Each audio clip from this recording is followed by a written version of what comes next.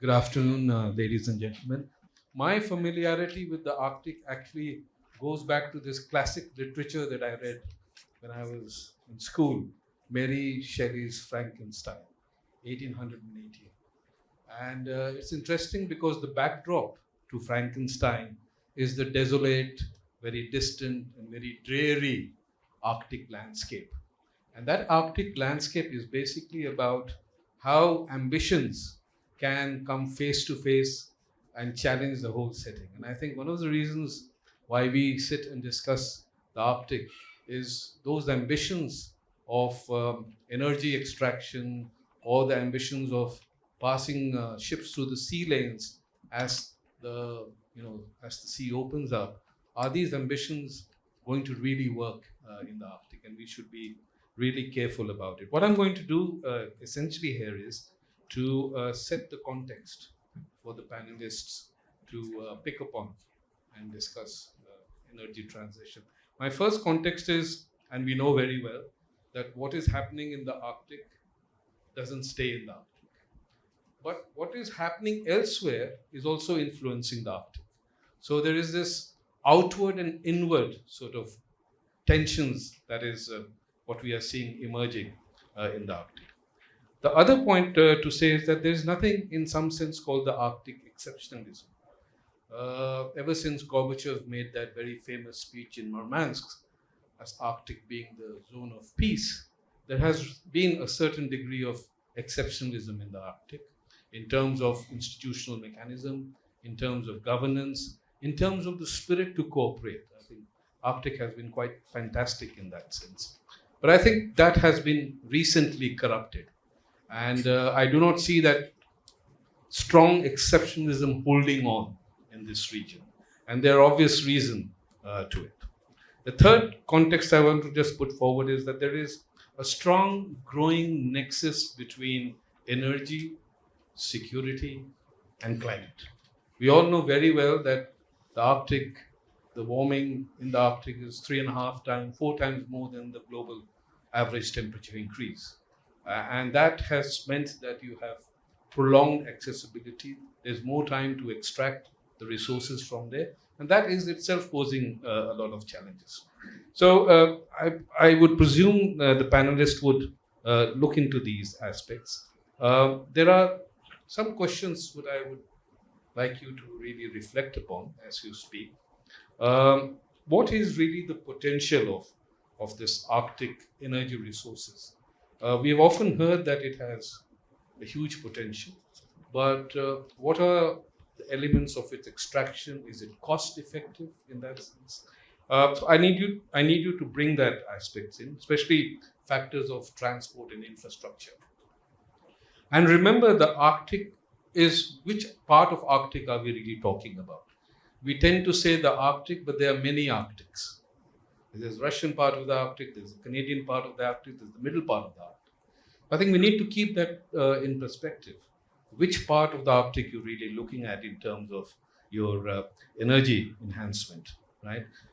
Can there be a responsible way of extracting these resources from the Arctic? I think this responsibility is an important element because we don't want to follow the ways of the past and the ways that have been followed in other parts of the world when you tend to extract resources. It can be highly destructive.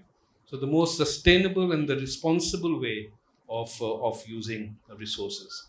And the last point, probably I like you all to reflect upon it, is gas, for example, natural gas, which they say is about 30% of undiscovered gas lies in the Arctic. We're using about 25% of the gas, which is already being extracted from the Arctic.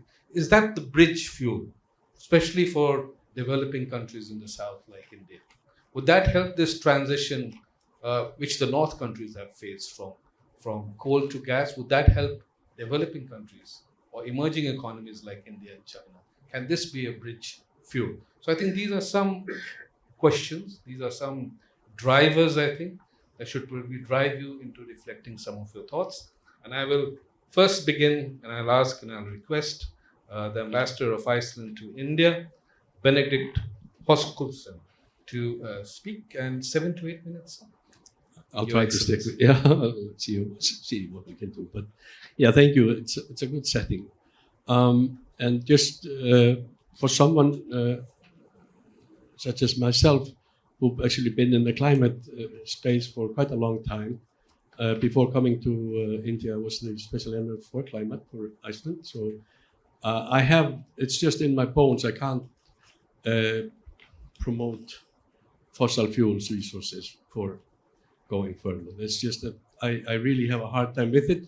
But however, it is a fact that you laid out that there's quite a bit of potential of energy resources in the Arctic, which we could see as being transitionary fuel going forward, but it cannot be a destination, in my opinion.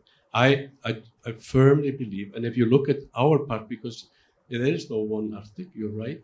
If we talk about my part of the Arctic, which is the Nordic, which I can speak for, we in Iceland, we have made tremendous advancements in terms of turning to renewables. We have already 100% of our electricity is powered by renewable resources, hydro and geothermal mainly, and over 90%, well over 90 of our space heating in a cold region is derived from thermal water. And I think the same goes for my brothers and sisters in the Nordics. I mean, if you look at the Norwegians, they have developed quite strong hydro technologies, and we are at the forefront in actually in this transition. And I Canada with the wind. So there are very positive signs, and these technologies have been developed by us in the Arctic, by us in the region. So I think what's important is that those technologies are for us to share. They're not for us to hold on to, but those are ours to share with others. And I think that's really important. And if we take, one of the reasons for why Iceland transitioned early into cleaner energy is that during the oil crisis in the 1970s, and there were two of them, we were just faced with the fact that we just could not afford fossil fuels because of the hikes in the prices. And if you look at gas, for example, I was just looking at the price of gas, for example, because we're talking about maybe eventually bringing gas from the fluctuations over the last 12 months are tremendous. And I don't think that for us to develop, like, first, let's say India. India is a developing country in the sense that you want to reach certain points in 2047. You want to become then developed and fully functional as such. You are going to need, if you're growing 6+% percentages per year in your economy, you're going to need enormous amount of energy. However, yes, there will be transitional fuels, and we have them. They're not. Oil and gas is not going, but we really need to make a fundamental steps. And the first one is to actually, there is a decision that's needed to actually phase out fossil fuels. That it really is. This is where we are stuck right now in the Paris Agreement conversations. But we need to do this because if we look at the globe as a house, part of the house is burning, and we cannot continue, business as usual. So I will advocate very strongly that our part of the Arctic, the Nordic, and Canada as well, we have advanced our systems, our energy systems, in such a way that we are now at the forefront in transitioning into a carbon neutral societies. We aim to become that by 2040. That's ambitious. I realize that it may not, we may not be successful in that sense, but the transition from fossil fuels to clean energy is unavoidable. We cannot take our eyes off that boat. That's where we need to go. And energy security, which is a huge issue. We go to Europe, see what's happened over the past years with the invasion of Russia into Ukraine. It set everything up in the air in terms of our energy security. The best way to secure your energy resources is to develop your local sources, whether that's your sun, whether it's your geothermal, whether it's your hydropower, whether it's your wind. That's where you get the energy security that you need, and we are all talking about. I am proud to be the ambassador of Iceland in India and having now geothermal projects on the list going up in the northern regions, in the Himalayas. That's where we can actually add energy security to India through a clean resource. But I realize that, yes, there are needs to transition and have transitionary fuels, but I don't think we can take our eyes off the ball. We need a clean revolution. I'll stop here. Thank you for those thoughts, very precise. And indeed, I think there is a new track of relationship developing in terms of clean, renewable energy. Geothermal is something that we tend to miss from our calculation of clean energy, and this connection between India and Iceland. I think it was started, Your Excellency, some time ago, this whole idea about geothermal cooperation with Iceland, and I'm glad that it's picked up, and I think the plans have come up already.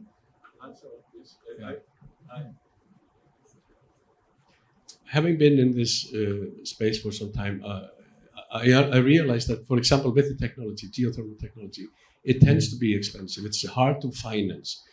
So the key to success is to have the right partners. So I will say that in terms of India, we are very fortunate to have two oil companies as our partners in this endeavor.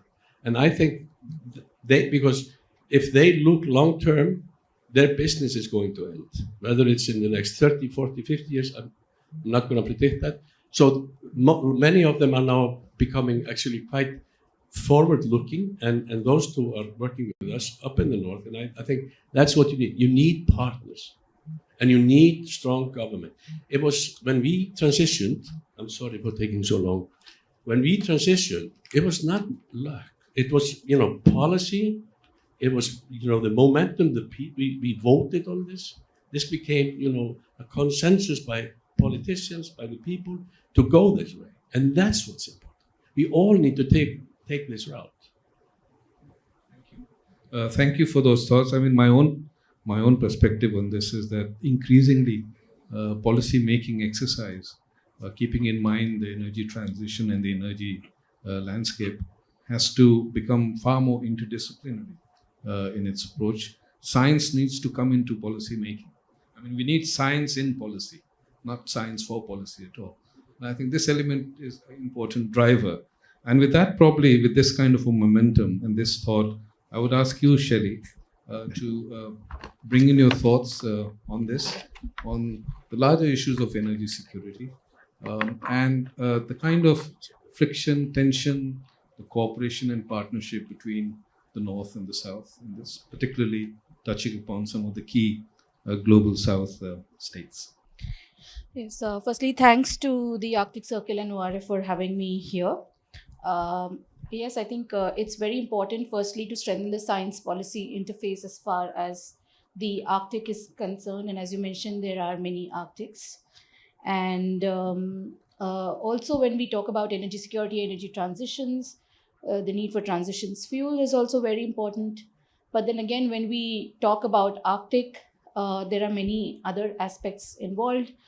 I won't go into detail. I'm sure it's discussed in other sessions. But when we talk about energy security, and as far as the Arctic is concerned, being a little bit more on the environmental side, I would like to take a position that, not to go for fossil fuel extraction anymore, any new in the Arctic region. And many countries have stopped that.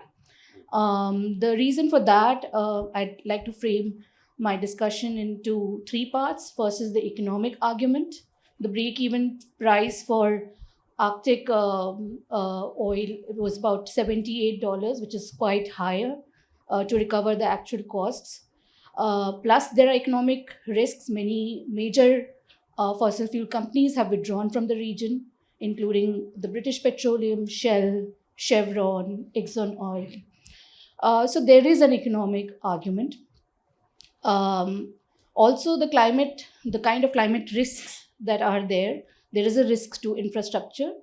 not only from the thawing permafrost, but also from the extreme events, the wildfires, the tundra.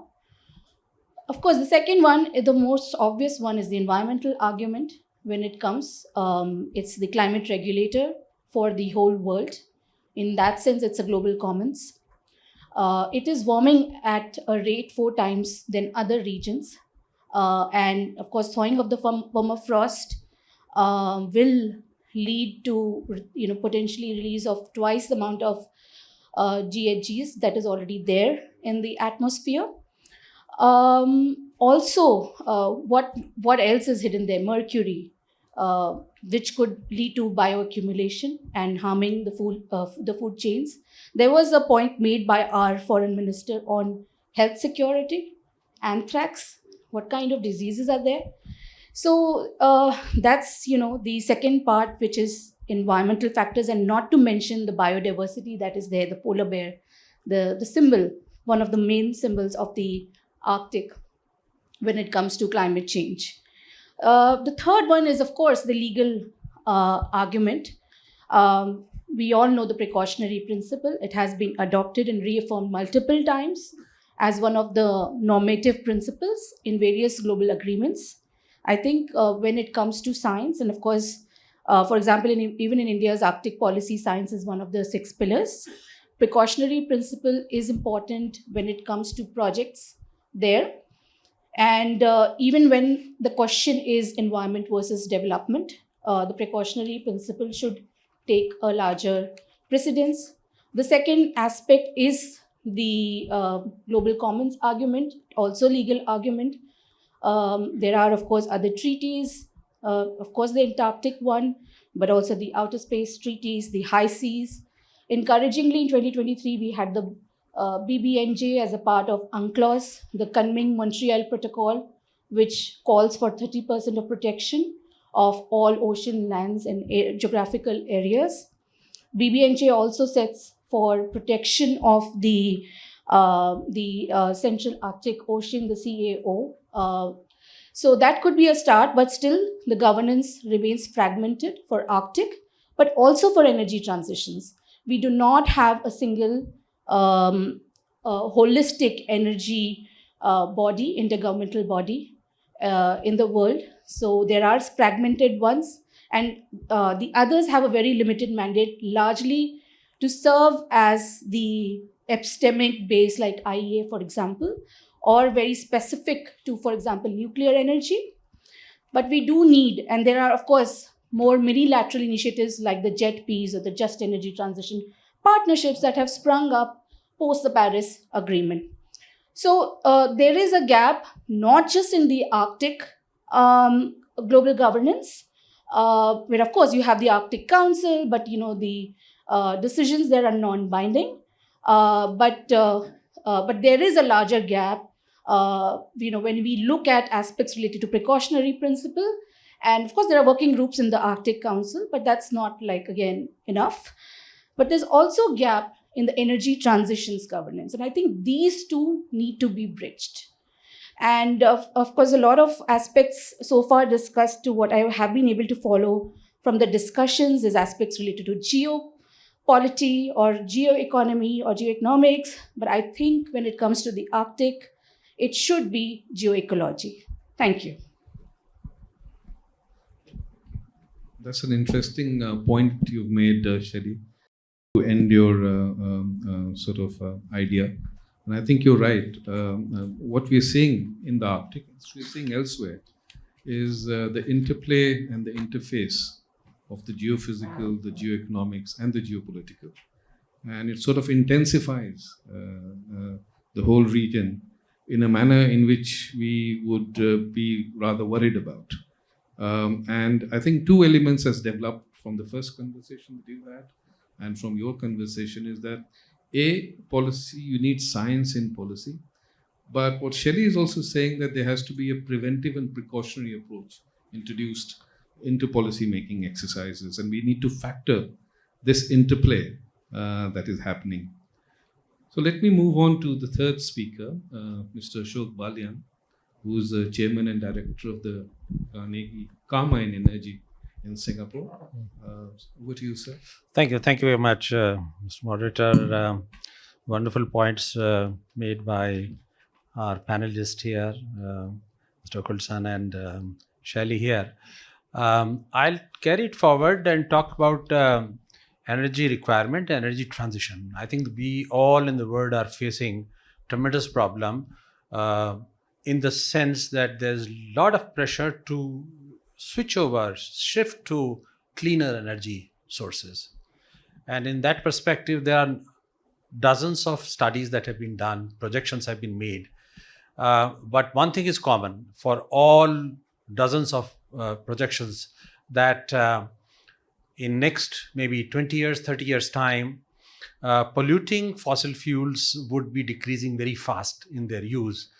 And some of the projections say that by 2050, fossil fuels would be just maybe 50% or even less than that. And fossil fuels means coal, oil, largely, and gas also. But one thing is common for all projections, that gas is more or less remaining at the same level, even at 2050. All these projections show that. That shows that gas would continue for much longer time. It is much cleaner than coal and oil, and therefore has a larger acceptability in use as the fuel.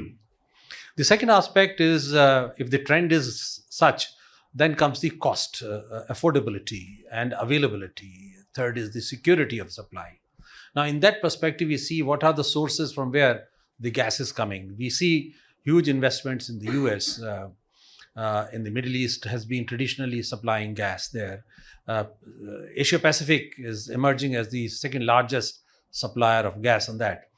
But when we see Arctic, which is a large area, and some of the estimates which are being, every few years they are being upgraded on that, has a huge resources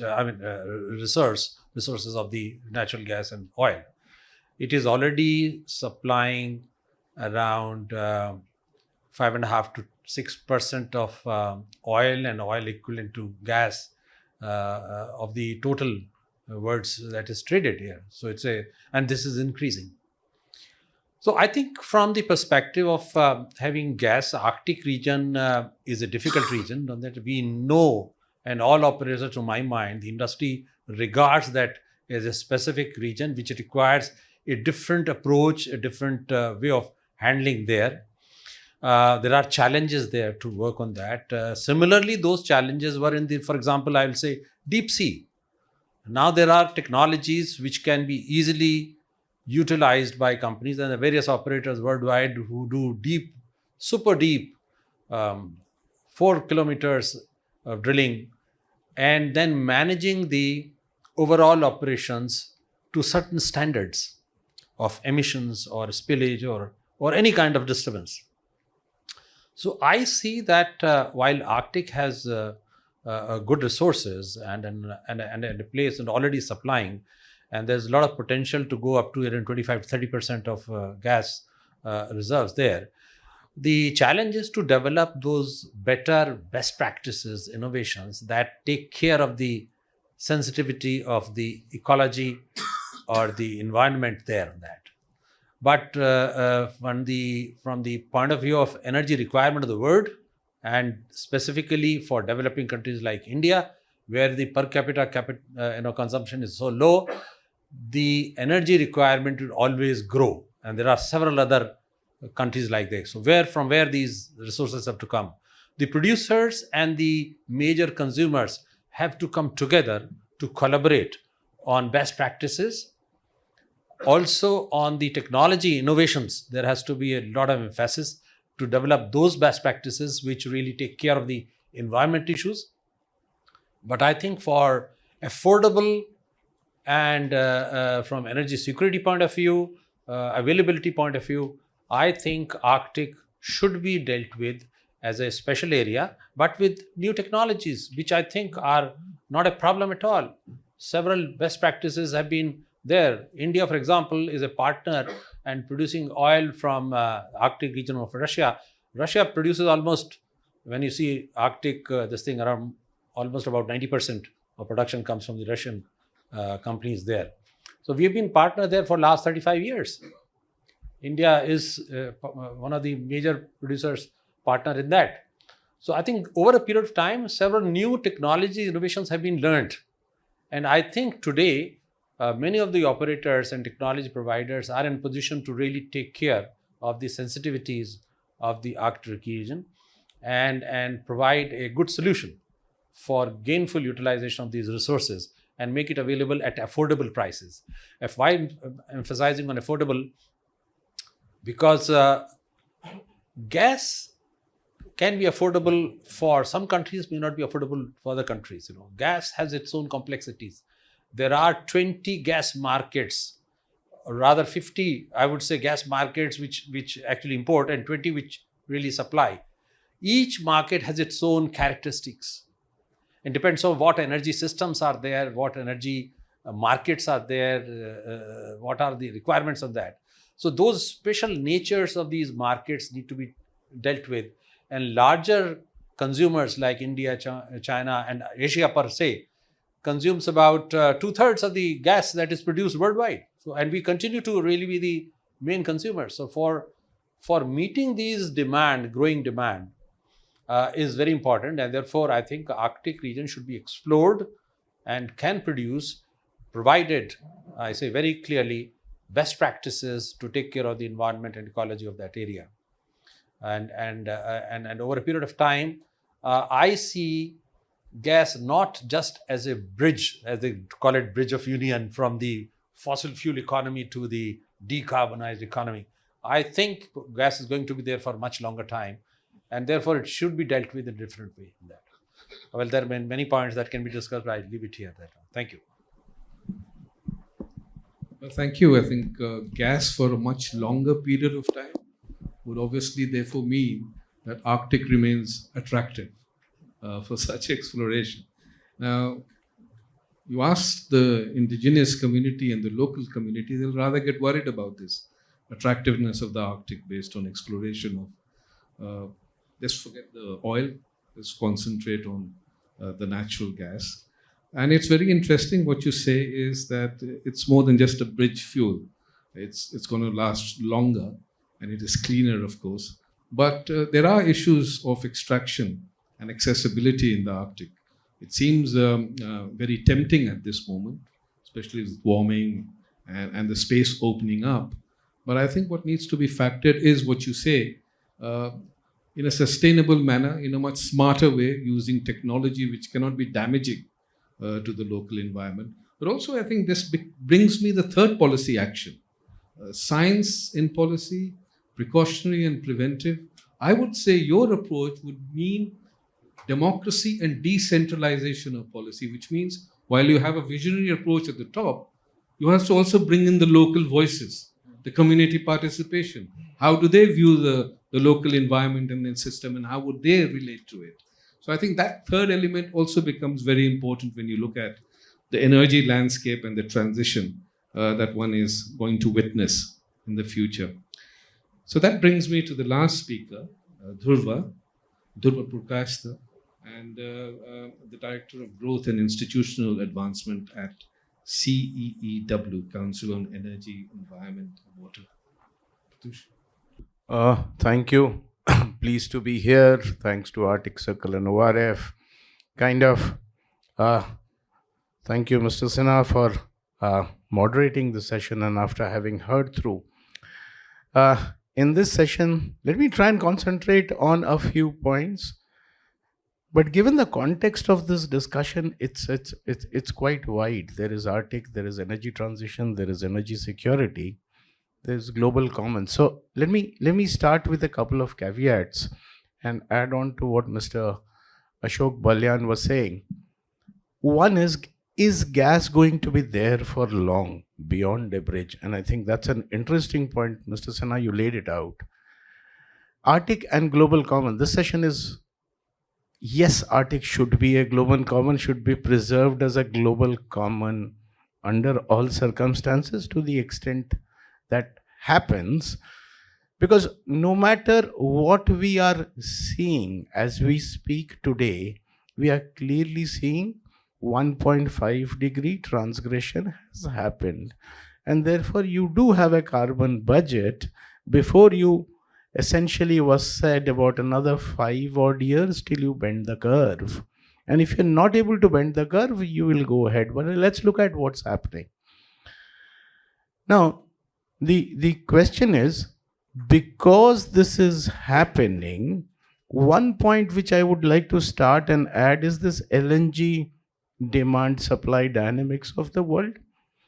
We have all seen prices shoot up to $20 plus MMBTU and has come down again. The issue is LNG supplies and LNG demand, they cross continents and oceans. And one of the points additionally in favor is a positive consequence of negative happening is that while the Arctic is warming, the industry is actually looking to polar routes, which is called the Arctic transshipment and transportation routes, which is actually about 50% lesser than transporting it to Asia. And if you look at how LNG cost stacks up, it stacks up as extraction, then there is liquefaction, there is transportation, and there is regasification depending on whatever architecture one has. Now, that is becoming attractive for Asia to have LNG available at a lower transportation cost. I do not know, but I do not expect also any extraction from Arctic, even if it is there, the resources is 30%, to be any cheaper than oil and gas. They go together. So therefore, it's a question of whichever way it's attracted. But let's also understand that Arctic extraction or no extraction, natural gas will continue to be produced, and there is a demand-supply dynamics. However, very strangely so, the LNG prices do not link to demand and supply. Earlier, we are seeing some movement towards that because they get marked to oil prices.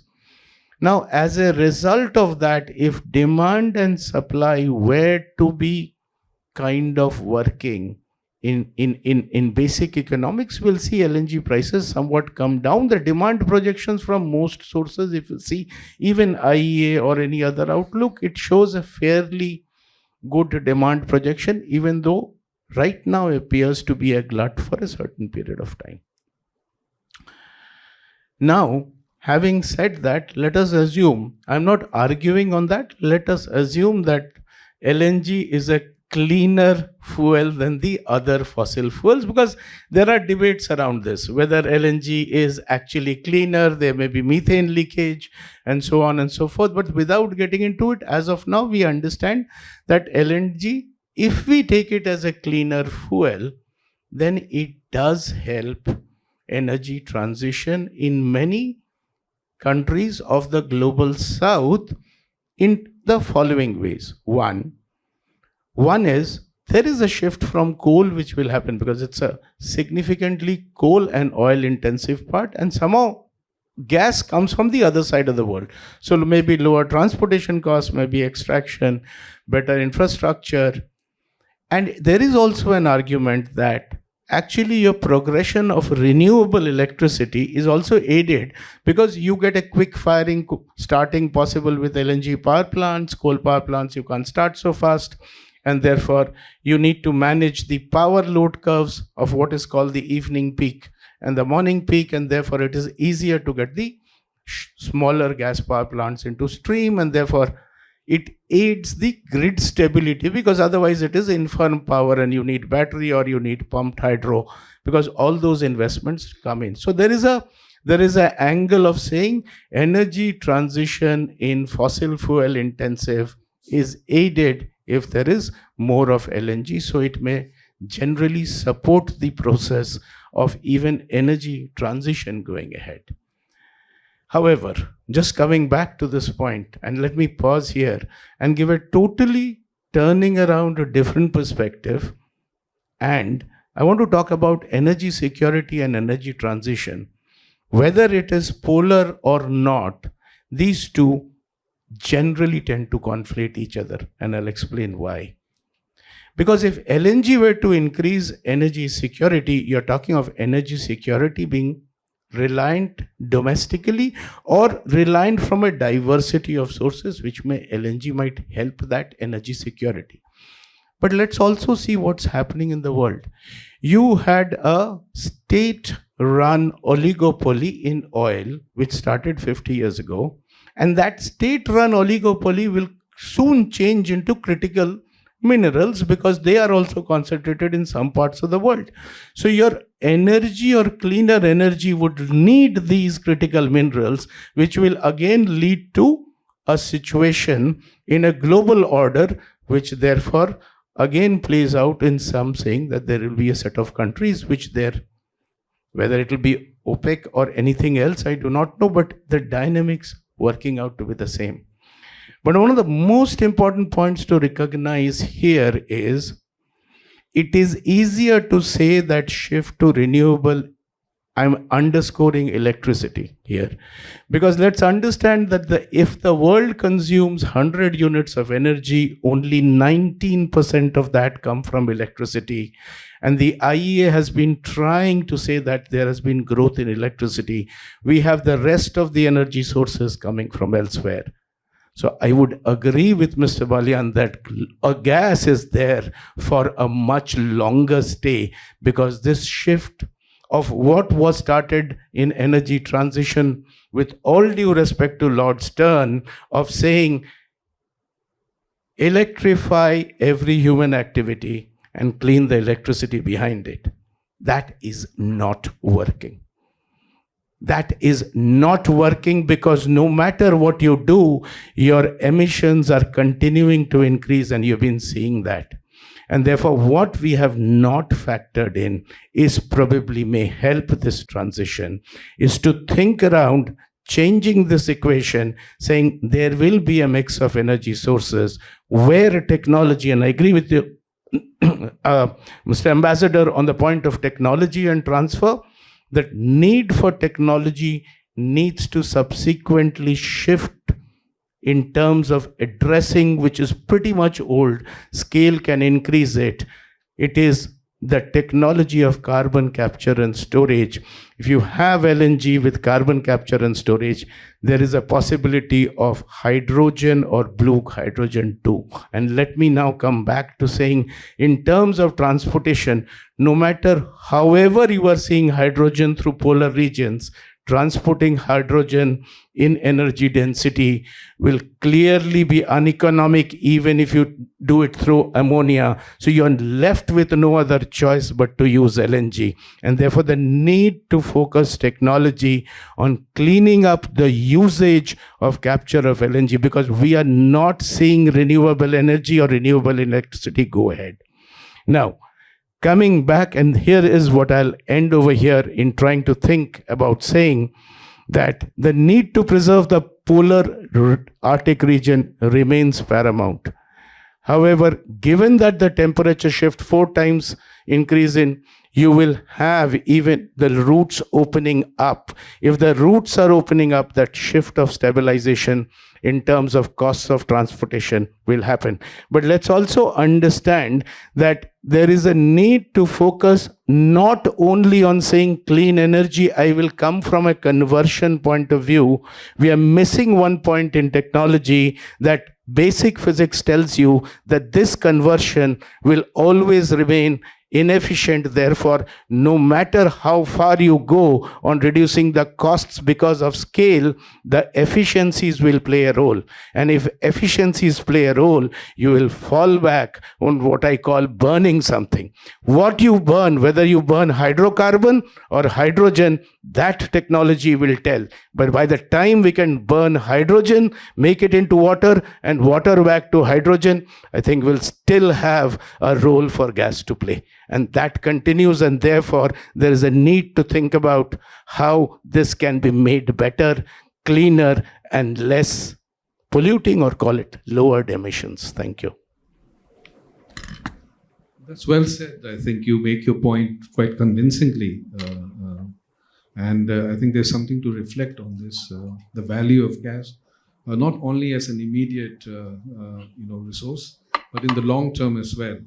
And one of the things which we generally tend to grapple with when we look at the world and development ahead is that whenever we do search for a solution, we often encounter various other accompanied problems with it. So gas doesn't have a complete free ride here. There are lots of issues that we need to look into, its complexities, and the way we transform that into a more efficient, clean resource. So I think that's the point well taken, and I think all the panelists have convincingly argued from their point of view how they look at energy transition, and that leaves us precisely with about 15 minutes or so of Q&A from the floor. And I think I must thank you all for sticking to the time, and we have some space and time for discussions, and that will be, I think, very interesting. So please do introduce yourself and a brief comment, but largely it should be question-oriented. Sir. How huge is the potential to exploit geothermal energy in India? How huge is the potential? Thank you. It's different in different regions. There are regions that have high temperature resources that you can actually utilize for electrical production. Ladakh is an example of that. That's the challenge that the projects there have. But to utilize low temperature resources for different economic activities exists basically everywhere. It really is all over. And those are the projects that we have, for example, up in Himachal Pradesh, up in Uttarakhand. The project up in Assam is actually to utilize dry boreholes to get create thermal water for that, and then use that for economic activity. So the geothermal resources that India has are vast, but they're for different purposes. And that's why I think, in many ways, we serve as a country as a good example of how we have actually blended the utilization of the geothermal. In some instances, we're actually driving power-intensive industries electrically, aluminum smelters with geothermal. But then you have a vast economic activities around where you are actually doing different things. You're increasing food security. You're addressing, in our case, space heating and other economic activities, and that's where you can do. So the potential are different in different regions, but they are everywhere, basically. So and that's what's interesting in Nabini. We're not just bound by the northern region. We can actually, and the intention is to actually go in different places. So can I just I don't. When I said, we cannot take our eyes off the transition that we need. And the reason I'm saying that is because if we look at the facts that, look at the data. We have about 2 billion people who do not have access to clean fuels to cook. We have about 650 million people who do not have access to electricity. Now, IPCC has said, if we do not achieve Sustainable Development Goal number 7, sustainable energy for all, we do not achieve Paris. We will not get to Paris 2050. So there are lots of issues at hand. Gas will be for there most certainly, but we cannot. My point is, the conversation needs to be about transitioning. We need to transition. There are technologies that we can use. Gas is there, and coal will be there, of course. But we need to move, and we need to move to that place where we actually can achieve. Because if we don't, then we will not be successful as humans in this world. We have to move the conversation and say, no, we need to go for the transition. But of course, there are interim areas where we are going to need to have other sources. Yeah. Can I add on? Yeah, please.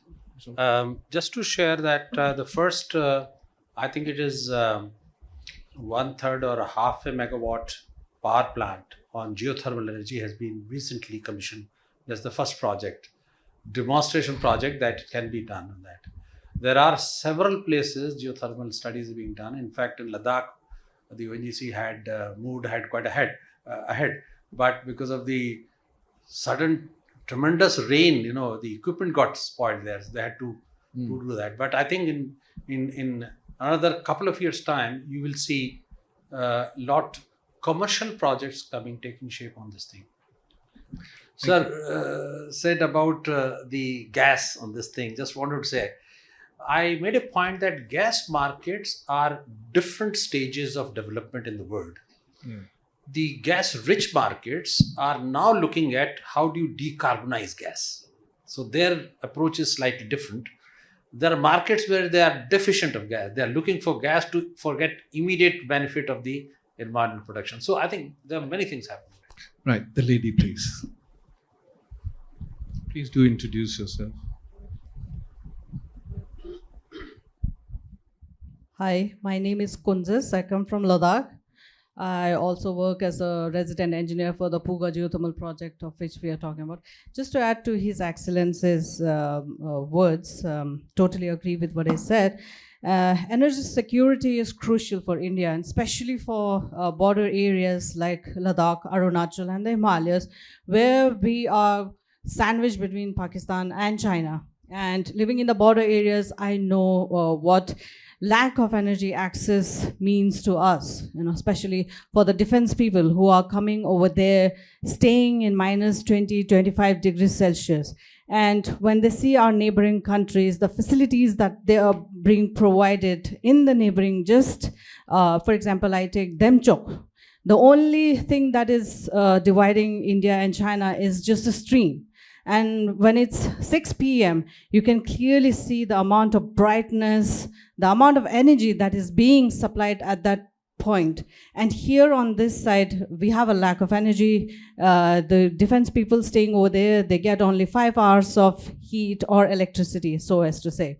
Now, in terms of geothermal, in India, just to add to his answer, we have lots of potential for low temperature utilization, which is direct use purposes like space heating, cooling, food processing. And if we talk about geothermal, people only think that, it's only electricity generation, whereas it is not. We have two other kind of technologies, which is enhanced geothermal system and ground source heat pumps. For example, the airport that is coming up in Ladakh will be one of the biggest ground source heat pump used geothermal project in whole of India. So similarly, what I would suggest is that we need to put more in this direct use, and we need to put more research into enhanced geothermal systems, taking the example from United States of America, who are doing a lot of research into this FORCE project. This will add up to the energy security, because 60% of our electricity is being gone into heating and cooling, for space heating and cooling in India. So this kind of new energy technologies can add to the base load and can relieve us from the fossil fuel that we are dependent on. Thank you very much. Thank you. You made a very interesting point about the border areas and the need for energy security in many sense. Let me also just divert a bit and say that, the mountainous region of our part of the world lacks storage capacity of water itself. And that's rather surprising, because if you look at the map of India, it's the peninsula India which has the most storage capacity.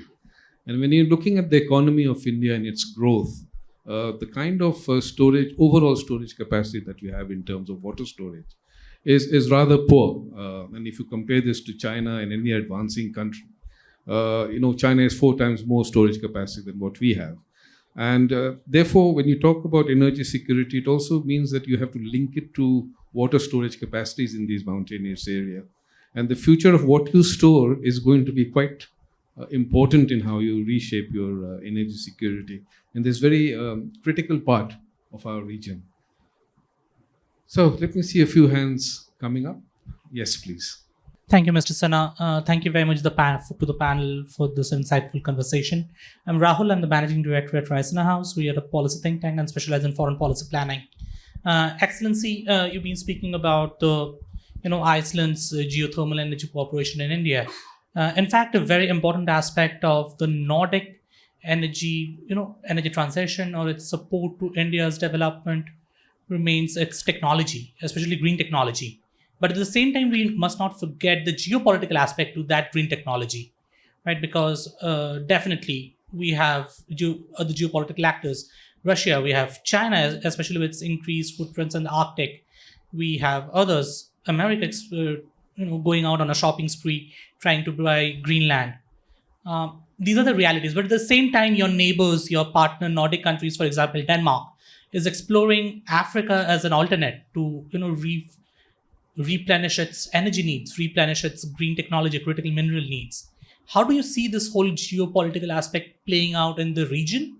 Especially, how do you see the Nordic states, especially the Nordics and the Baltics, keeping on point with their development agenda, the development partnership commitments, as well as the interplay, climate, geopolitics, tech? Well, we're living in a very strange times, to say the least. As you heard this morning from the Honorable Foreign Minister of India, Mr. Jaishankar, and I think he actually nailed it when he said that, we work with partners, so we form partnerships. And what we're going to have to do is to look at different partnerships. And I'm going to go back to actually the Sustainable Development Goals. Number 17 says, form partnerships, do it differently. The current situation calls for, actually going out of the box, thinking differently. I think we're very much like-minded, the Nordic 5+3, the Baltics. When you look at the geopolitical issue at hand, for example, if you look at the reasoning for why we stand so strongly with Ukraine, aside from the fact that this is an unprovoked, attack, is that 3 of the Baltics, they actually have borders with Russia, and Finland has the longest of those, and so this is a real threat. So we stand very firmly together. This family of 8 in Europe.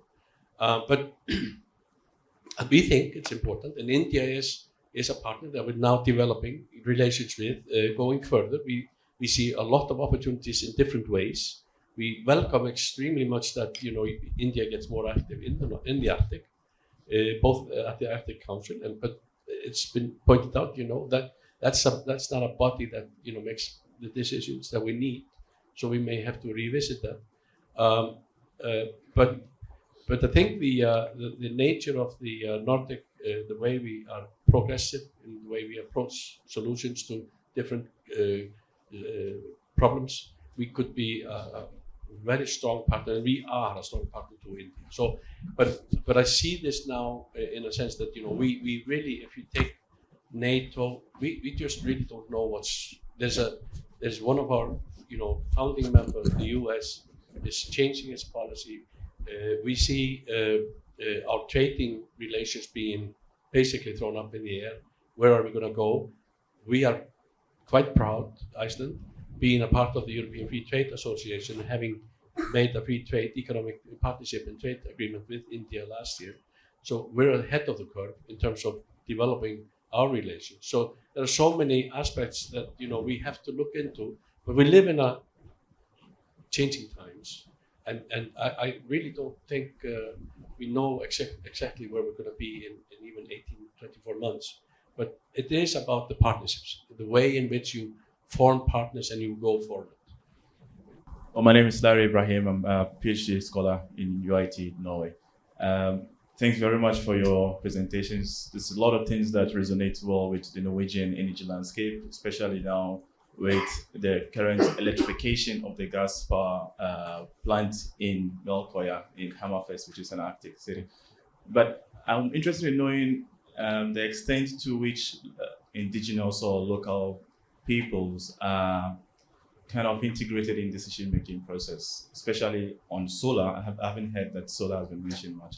How is the process of solar adaptation in India, and to what degree are nomadic people or even local farmers engaged in decision-making process? Because you mentioned about precautionarity. I mean, I'm just curious, does it also apply to local communities? Yeah. Shelley, you can pick this question up. We can pick another question and we can combine it too. Please. Hello, Maxim, Chelyabinsk, Russia. Are India and Singapore are open to considering joint investment in innovative Arctic infrastructure projects, including coastal terminal and logistics hub? Thank you. So the monitor is showing time is up, which is reminding me that we need to close this session, but not before you respond to the two questions. And anyone else in the panel also. But Shelley, first to the first question. Yeah, I think as far as the solar initiative is concerned, you know that India has a very ambitious plan of achieving around almost 500 megawatt by 2030. And India looks to be very much on the target to achieve this ambitious plan of achieving 450 to 500 megawatt by 2030. The technology is now indigenous. People who are executing projects are indigenous. The companies are now Indian. So I think we can say that India has attained a high level of indigenization of the solar technology here. Yeah, I think the integration of what some people call the fourth world, which has indigenous people. In India, of course, we more so refer to them as like tribal. So I do think when it comes to solar energy projects, there are less conflicts when it comes to our in tribal areas. But yes, there have been major conflicts in, for example, hydropower plants, which is little more difficult to comprehend by local people. We did write like a paper called Conflicted Transitions, and a lot of them actually did stem from, if at all, the land. This is more for hydropower projects, but it's to a lesser extent for solar energy projects when it comes to India and tribal people. But definitely, even in the Arctic, as you know, the indigenous communities, they remain to have a permanent status in the Arctic Council. But I wish, the voice was more stronger and more heard. And I do think, coming back to the point about science policy interface, I think indigenous people also need to be more integrated into the scientific processes as well. Thank you. We've come, unfortunately, to the end of this session. We were all just warming up to the whole, debate, but we've come to an end. And thank you very much for your active participation, and to my panelists for such a wonderful insight. I think we've come to some reasonable understanding of what the challenges of energy transition is. And I thank you all for your participation. Thank you.